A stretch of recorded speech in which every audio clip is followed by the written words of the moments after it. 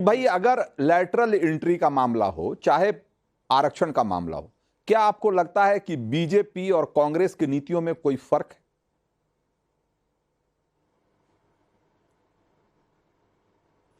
देखिए रंजीत जी, मुझे लगता है कि कोई भी पार्टी इस देश में गवर्नेंस में आएगी, आरक्षण खत्म नहीं कर सकती है।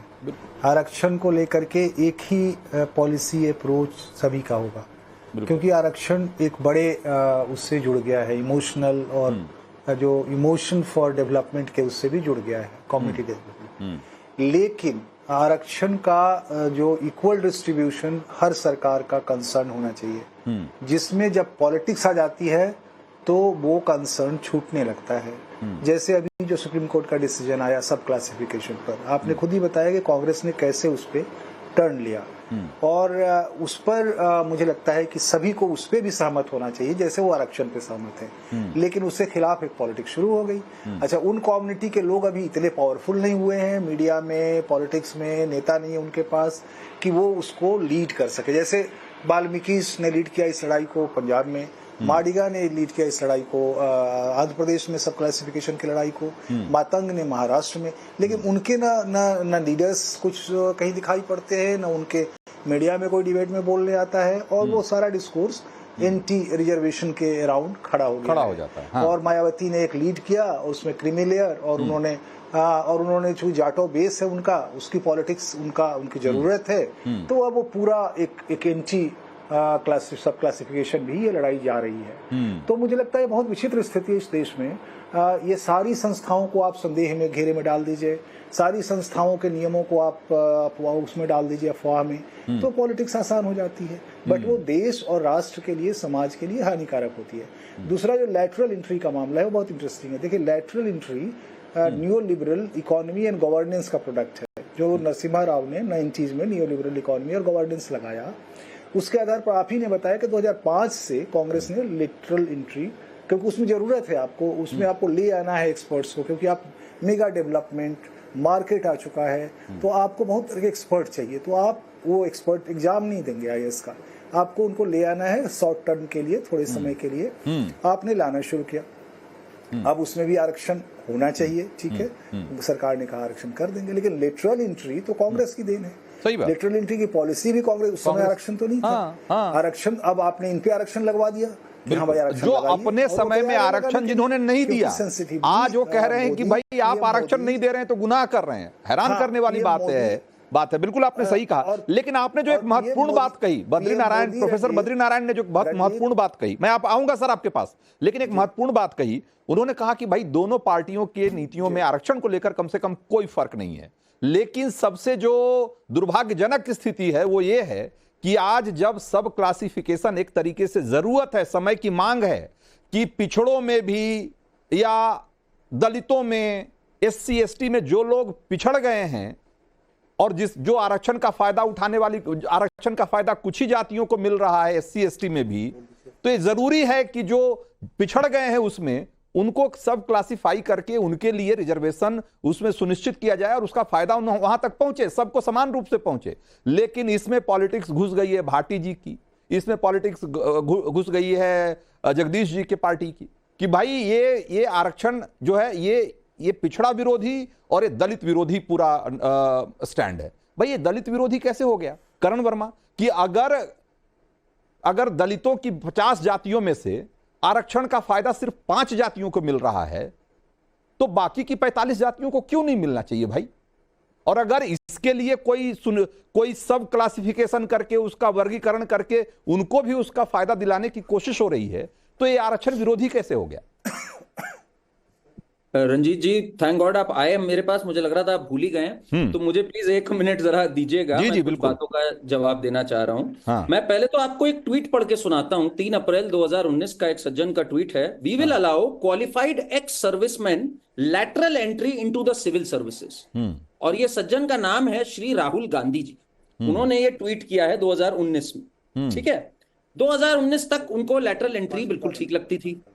इनके जो पिताजी थे 6 अक्टूबर 1990 में पार्लियामेंट में खड़े होकर कहते हैं कि मैं ओबीसी रिजर्वेशन के विरुद्ध हूं, क्योंकि कास्ट का जहर मेरे कंट्री में घुल जाएगा इसके कारण। ना जात पे ना पात पे मोहर लगाए हाथ पे। ये है जगदीश जी की पार्टी। इनके जो पूर्वज थे जवाहरलाल नेहरू 27 जून 1961 को लेटर लिखते हैं सभी मुख्यमंत्रियों को और कहते हैं कि भाई मैं रिजर्वेशन के खिलाफ हूं, इससे सेकेंड रेट सिटीजन आएंगे। मतलब इस हद तक चले गई है।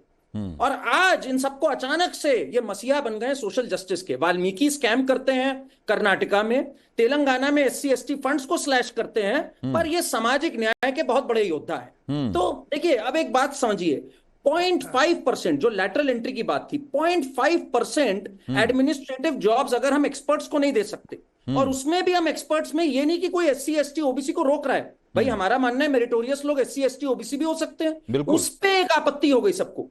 मतलब कि आज कर्नाटका डेलॉयट और BCG इन सबको करोड़ों के कॉन्ट्रैक्ट्स दे रहा है कि भाई हमारा एसेट मोनेटाइजेशन ठीक कर दो। दिल्ली ड्रेनेज मास्टर प्लान में हर बार IIT खड़गपुर के प्लान्स आ रहे हैं, उनको रिजेक्ट कर रहा है। क्या एक इरिगेशन एक्सपर्ट नहीं आना चाहिए ऐसे में बोर्ड पे? पर इनके लिए देश कुछ मायने नहीं रखता। अब इन्होंने सोच लिया है भाई कास्ट पे बांटो देश को, ताकि हिंदू बटे, मुसलमान को यूनाइट करो। जिस तरह से ममता दीदी ने 179 कास्ट में से 116 मुसलमान दिए OBC, जिसको कि कलकत्ता हाईकोर्ट ने रिजेक्ट किया। तो इनका षड्यंत्र बिल्कुल साफ है। मतलब कास्ट से जिनको कोई लेना देना नहीं था, अचानक से उनको हाथ ये एक बटेर लग गई। रेवंत रेड्डी जैसे लोगों ने फेक वीडियोस ट्वीट किए 2024 के चुनाव में, जिससे इनको राजनीतिक फायदा हो गया। तो अब भाटी जी और इन सबके समझ आ गया यार, कास्ट का कार्ड खेलो, और कुछ तो है नहीं हमारे पास। ना हम एक नया रोड मैप दे सकते हैं, ना डेवलपमेंट की बातें कर सकते हैं। झूठ फैलाओ एक तरफ से कि भाई बीजेपी खत्म कर देगी रिजर्वेशन, जबकि बीजेपी ने साफ कह दिया कैबिनेट की तरफ से, जैसे अविनेश जी ने कहा कि भाई हम नहीं है फेवर में। सुप्रीम कोर्ट ने कहा क्रीमी लेयर की बात SC ST में। हालांकि अगर आप मुझसे पूछे, बिल्कुल होना चाहिए क्रीमी लेयर का कॉन्सेप्ट। आज हमें पता है उत्तर प्रदेश से, मैं लखनऊ में आता हूं, यादव के पास जो बेनिफिट्स आए, क्या नॉन यादव OBC के पास आए? इस पे एक एम्पेरिकल स्टडी हो, देखें आप क्या हुआ यूपी में। तो ऑफ कोर्स जो लोग भाटी जी को बहुत तकलीफ हो जाएगी उसमें, भाटी जी को बहुत तकलीफ हो जाएगी उसमें। जगदीश शर्मा भाई, एक फेक नैरेटिव, एकदम स्पष्ट रूप से एक फर्जी नैरेटिव, जो कि आप चुनाव भर जिसको हवा देते रहे, आज भी आप वही फैलाने में लगे हुए। क्यों भाई? क्योंकि आपके पास कोई अल्टरनेट विजन नहीं है। देखिए रंजीत भाई, हाँ। आज अच्छा होता कि आपकी इस डिबेट के अंदर बीजेपी का प्रवक्ता होता। मेरा भाई करण वर्मा बैठा है, वो बीजेपी का काम कर रहा है, एनालिस्ट का बोर्ड लगा के। कहीं ना कहीं मजा जब आता बीजेपी से चर्चा करते, वो तो है नहीं इस दौड़ में, तो भाग गया, जवाब देने की हिम्मत नहीं है, कोई आया नहीं आपके यहाँ पे। कहना क्या, मैं समझता हूँ ये जो कास्ट वाली लड़ाई ना, अच्छा बाहुबली प्रधानमंत्री है, क्या करिएगा? कमरे में बैठ के पॉलिटिकल पार्टियों में एक नया कल्चर चल गया है, जो जिस मुद्दे पे जवाब नहीं देना चाहते उस पे आते ही नहीं है। आपकी पार्टी के भी लोग अक्सर नहीं आते हैं, जहां उनके पास जवाब नहीं होता, आप भी नहीं आते। हाँ, जब बात सुनिए, देखिए कहीं हम गलत, कहीं बीजेपी गलत, तो ऐसे में जो भारत की बात करनी है तो सबको बैठ के, सभी दल को, सभी कास्ट के लोगों को बैठ के, सरकार का दायित्व है बैठ के निर्णय करे हमें क्या करना। अगर वाकई देश और भारत के लोगों की सोचनी है, सत्ता और कुर्सी की नहीं छोड़नी है, सोचनी है। कहने के मैं समझता हूं जिस तरह से अब इनका हालात खराब है, ये इसी तरफ जा रहे हैं। आरक्षण के तो विरोध में शुरू से थे, और पर्दे के पीछे जो नौकरी देने की बात करें, शायद आपको पता नहीं है, हर जगह RSS को घुसा रहे हैं। ये आपको नहीं पता, ना आप कहेंगे, हर जगह पेपर लीक कर रहे हैं, पेपर लीक के अंदर अंदर लिए जा रहे हैं। ये समय बड़ा सिस्टम में चल रहा है, ये अपना काम कर रहे हैं, ये भारत की नहीं सोच रहे हैं। ना इनको दलित की परवाह, ना इनको यादव की परवाह, इनको किसी की परवाह नहीं। प्रधानमंत्री OBC हो गया अचानक। कहने के मैं समझता हूं ये सरकार की खोट और नियत की बात है। अगर सरकार वाकई बाहुबली होती, अच्छी सरकार होती, सबके बारे में सोचती, अपने वादों पर बात करती, तो बुला लेती विपक्ष के नेताओं को भी, सभी धर्म के लोगों को, हम ये बात डिबेट ही बंद कर देते भाई।